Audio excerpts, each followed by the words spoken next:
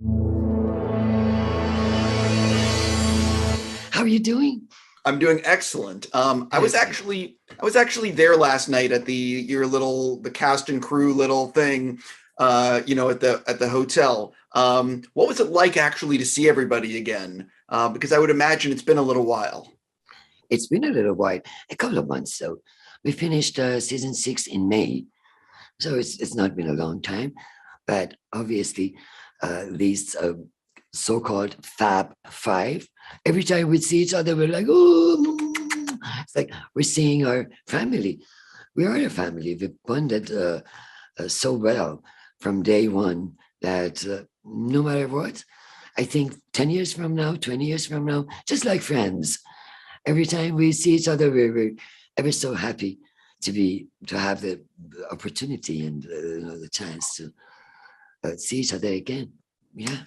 I'm curious if someone has actually never seen anything that you've been in. What is the first thing you want them watching and why? If they haven't seen anything, I would definitely suggest, in terms of what's happening in today's world, I would definitely suggest House of Sand and Fog. But if they are sort of highly educated, as they call them, nerds, or people who are interested in uh, um, uh, sort of what's going to happen in the future, the people who have invested or studying, uh, the picture in the future of the humanity. And then I would suggest Expanse, the Expanse, because this is the best example of today's world. By the way, Expanse has never been this close to reality before than this year. This year is just, when we started, they said, well, this takes place in a couple of hundred years from now. In the course of 7 years, it has become the story of today. I mean, think of the proto molecule, think of the hostage, the refugees crisis, think of some politicians trying to make alliances. I mean, I watch this and then I watch the news and I don't see the difference between them. It's like Expanse speaks for today's world, not 200 years from now. Oh, believe me, The Expanse is one of my favorite shows on TV, which is why I'm very happy to be talking to all of you today. Yeah. So I do have to. I just want to start going further. I really do want to give a thank you to Amazon for saving the show and for putting it on for multiple years. And so I guess I'm curious, when you need to buy something now, do you feel an obligation to buy it on Amazon?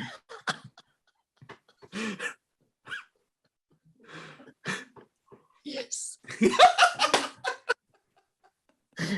The answer is yes. Not only that, but also I got myself an Amazon credit card to show my loyalty and sort of, yes, of course, it's inevitable. You can't help it. I'm like, if I can buy it on Amazon, I would buy it on Amazon. Well, because day one when we started the show, I was hoping that the show would fly and would be shown to the people of the world. And when Amazon picked us up, I was ever so thankful and grateful to Amazon for the fact that this show is about the people of the world. It's not about a certain nation. Therefore, it should have been shown to the people of the world. But I'm glad that Amazon stepped in pretty early and was with us to the end. Yes, I'm grateful to them too.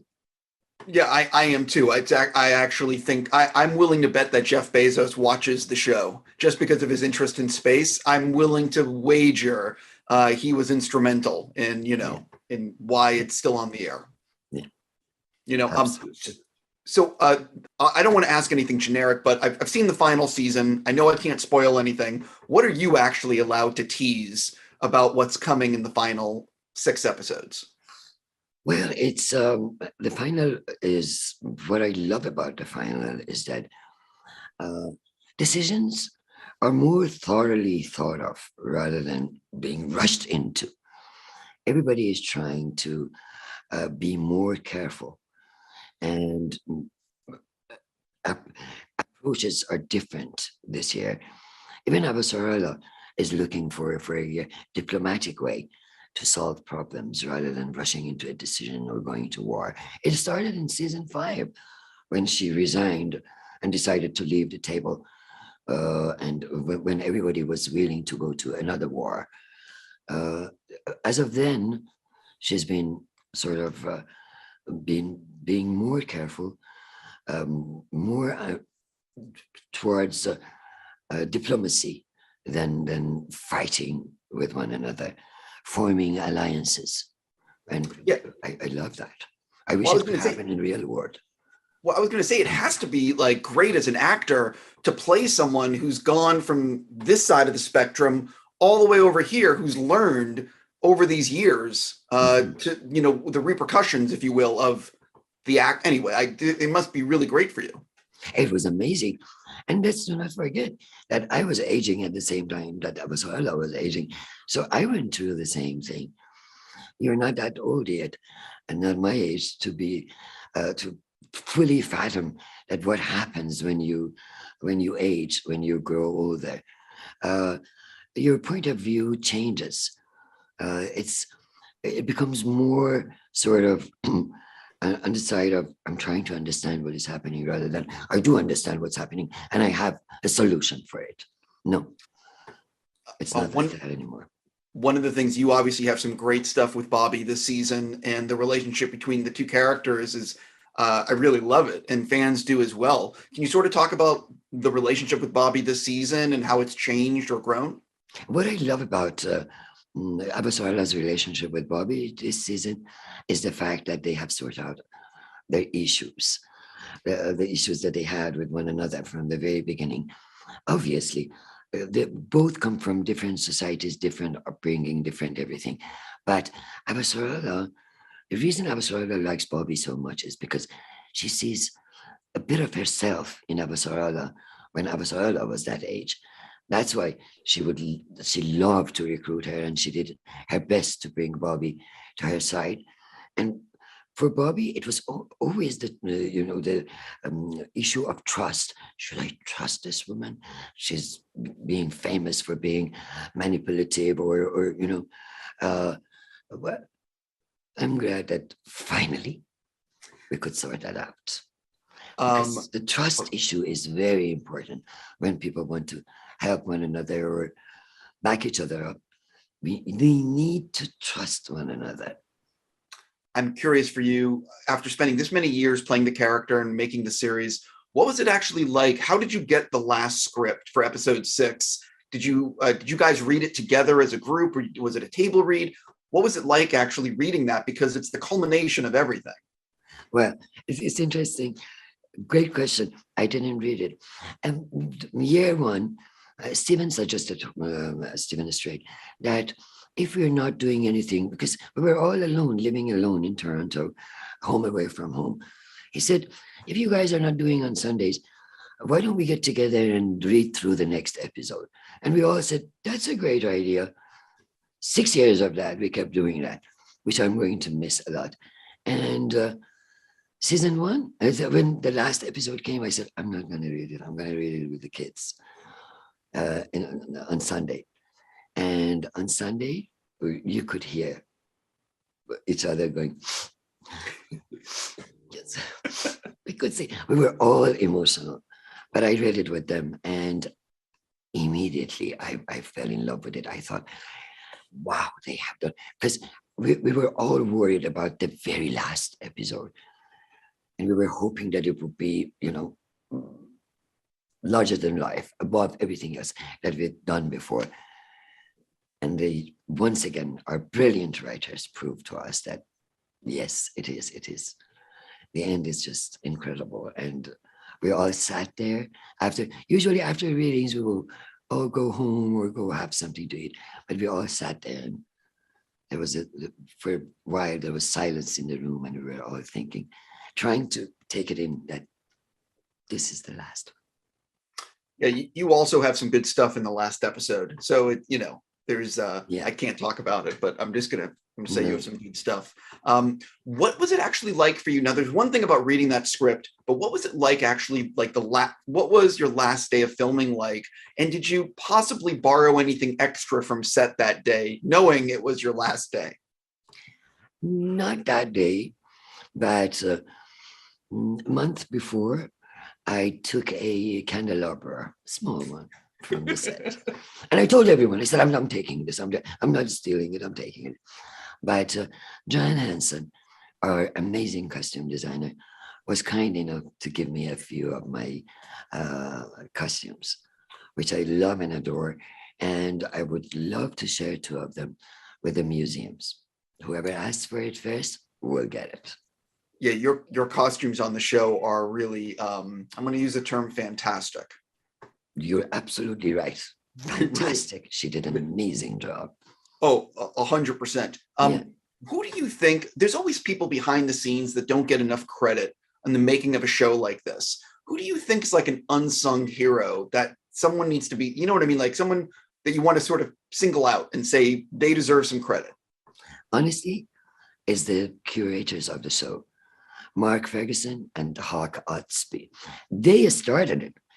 When Hawk Ostby called me and told me about this character, and I didn't have time to read it. It wasn't ready for me to read. He just told me who this character was, and what they did, their perseverance, they never gave up. They did everything they had in their power to make it possible for us to make this season. And season one, they were with us, but then they were so busy, obviously. They're such an amazing writers. They're the writers of Iron Man and Children of Men. So you can imagine they couldn't spend a lot of time with us after the first season.